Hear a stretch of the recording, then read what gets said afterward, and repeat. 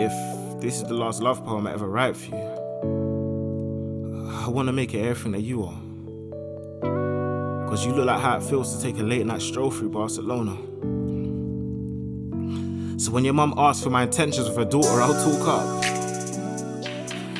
I tell her my intentions for tonight are too inappropriate, so I can't say them yet.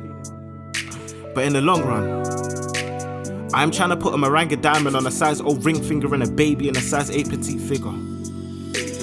And when she asks me about those stretch marks, I'll tell her the lines in your thighs look like lines the Lord wrote out to guide you through life. It's almost like you're getting a verse every single time you're growing, to personally remind you that every single time your body stretches, those scriptures become more and more defined.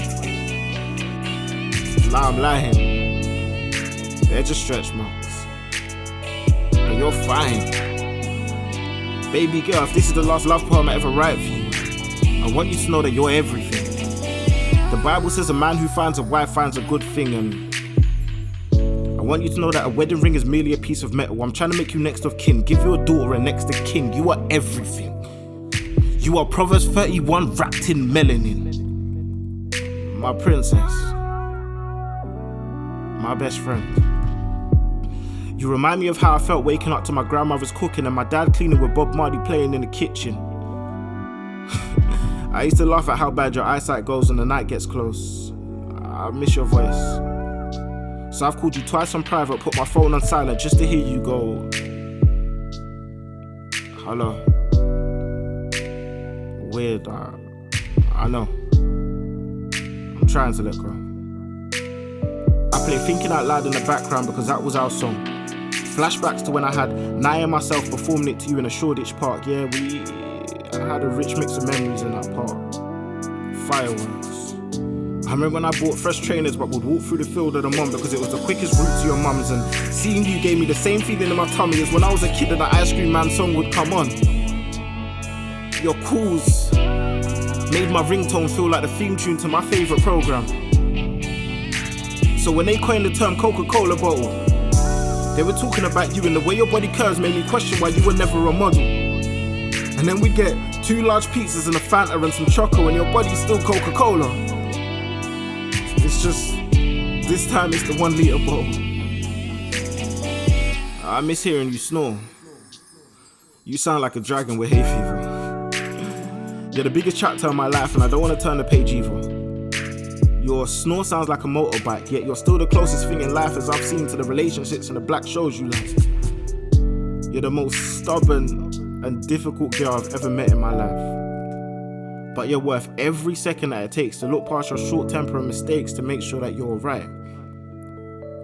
Girl, I have memories of when you started working as a waiter at, like how I never understood the outfits they would make you choose. At first I was confused and I sucked it up, so I took you to the Moulin Rouge so I could understand your world and give you an experience that would leave you moved. You once told me you loved me, and I whispered under my breath that I need you too. You asked me what I said, and I said,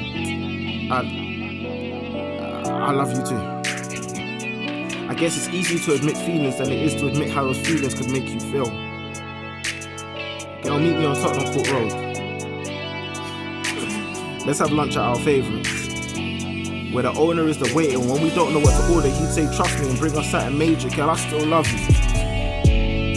I wonder if you still send the emotional messages to yourself before you actually send them. I wonder if you still stop everything you're doing to complete one task that you're scared of forgetting. I wonder if you still pretend you're not paying attention to your nephews before you jump up and kiss them. I wonder if you still call me Sugar Muffin because, well, I don't know why you called me that.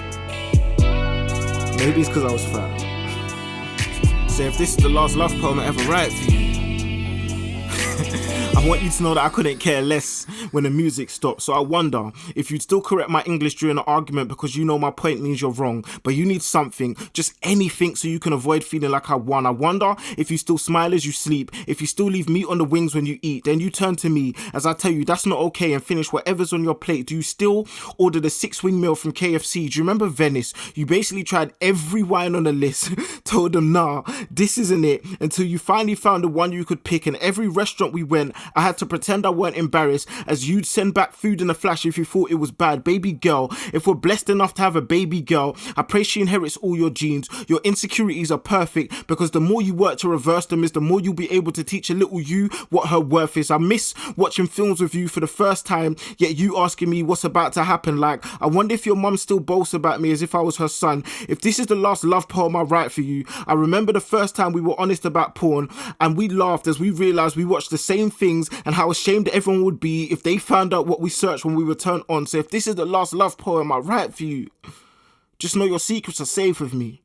And when I speak of you, I'll speak of a queen. I'm trying to write a poem so strong that it makes you believe in love even when you don't believe in us. My goal is to write a poem so beautiful that even if we don't get back together at all, you'll print it and hang it on your wall. And when your husband complains, you'll tell him to read it before he gets mad, and every word will describe your beauty so well that he'll respond with, my bad. And even though we're finished, in the back of his head, he'll think, this kid must have really loved her for him to write that. Like, how real is the love and basketball end? I'm asking for a friend. I'm not saying I watched it again and again. Okay, maybe I did. But the end reminded me of how you always said we'd find each other again and probably get married in the end. Baby girl, I'll always love you. So if this is the last love poem I ever write for you, I want you to know that I always love you. Even though this is the last thing I'll ever write about you. Sure.